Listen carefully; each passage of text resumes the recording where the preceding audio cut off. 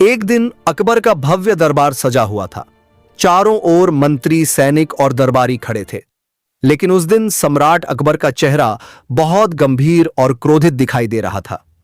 अचानक उन्होंने गुस्से में ऊंची आवाज में कहा, तुम सब पाजी हो। इतने मंत्री, सैनिक और दरबारी होते हुए भी राज्य के काम ठीक से नहीं हो रहे। तुम सब कामचोर हो। दरबार में सन्नाटा छा गया।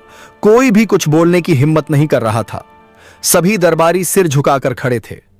सम्राट अकबर ने आगे कहा, मैंने तुम्हें राज्य के काम संभालने के लिए रखा है, लेकिन तुम लोग अपनी जिम्मेदारियां ठीक से निभा नहीं रहे। अब मैं देखना चाहता हूं कि इस दरबार में सच में कोई बुद्धिमान है भी या नहीं। यह सुनकर सभी मंत्री और दरबारी घबरा गए। उसी समय अकबर ने एक नई परीक्षा की घोषणा कर दी। उन्होंने कहा, कल सुबह जो व्यक्ति मुझे ऐसा उत्तर देगा जिससे यह साबित हो जाए कि वह सच में बुद्धिमान है, उसे मैं सोने से भरा इनाम दूंगा। लेकिन अगर कोई उत्तर नहीं दे पाया तो मैं समझ लूंगा कि इस दरबार में सच में कोई योग्य नहीं है। इतना कहकर अकबर ने दरबार समाप्त कर दिया। दरबार खत्म होने के बाद सभी मंत्री और दरबारी आपस में चर्चा करने लगे। एक मंत्री बोला, महाराज आज बहुत क्रोधित थे। अगर हम कोई अच्छा उत्तर नहीं दे पाए तो हमारी बहुत बेइज्जती होगी। दूसरा दरबारी बोला, लेकिन महाराज ने सवाल ही क्या पूछा है? हमें तो समझ ही नहीं आ रहा कि हम जवाब कैसे देंगे।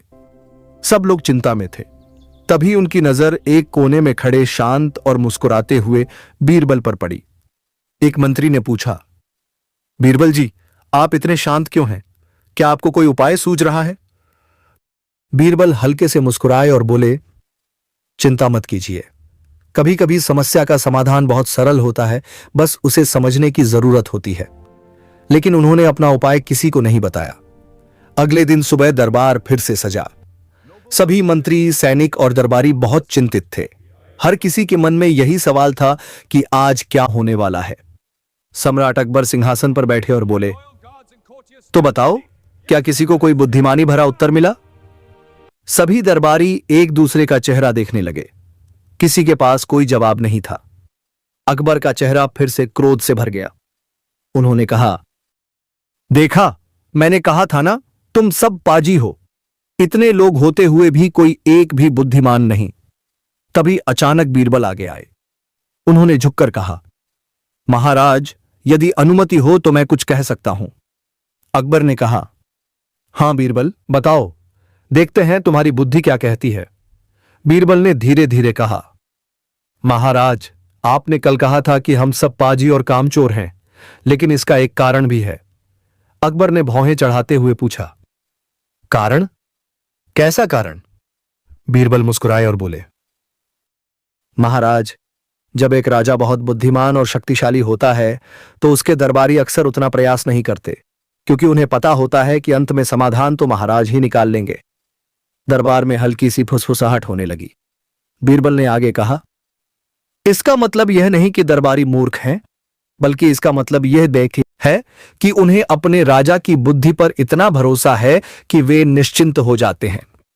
अकबर ध्यान से बीरबल की बात सुन रहे थे। बीरबल ने अंत में कहा, इसलिए महाराज, यदि हम सब में कोई कमी है तो वह यह है कि हम आपकी महान बुद्धि के सामने थोड़ा आलसी हो गए हैं। कुछ क्षणों के लिए पूरा दरबार शांत हो गया। फिर अचानक सम्राट अकबर जोर से हंस पड़े। उन्होंने कहा, वाह बीरबल, तुमने तो बहुत ही चतुराई से जवाब दिया। तुमने दरबारियों की भी इज्जत रख ली और मुझे भी खुश कर दिया। सभी दरबारी राहत की सांस लेने लगे। अकबर ने कहा, आज से मैं तुम्हें राज्य का सबसे बुद्धिमान मंत्री घोषित करता हूं। फिर उन्होंने सैनिकों को आदेश दिया, बीरबल को 100 सोने के सिक्के इनाम में दिए जाएं। सभी दरबारी तालियां बजाने लगे। वीडियो पसंद आया हो तो लाइक करें, शेयर करें और नवरत्न बीरबल चैनल को सब्सक्राइब जरूर करें।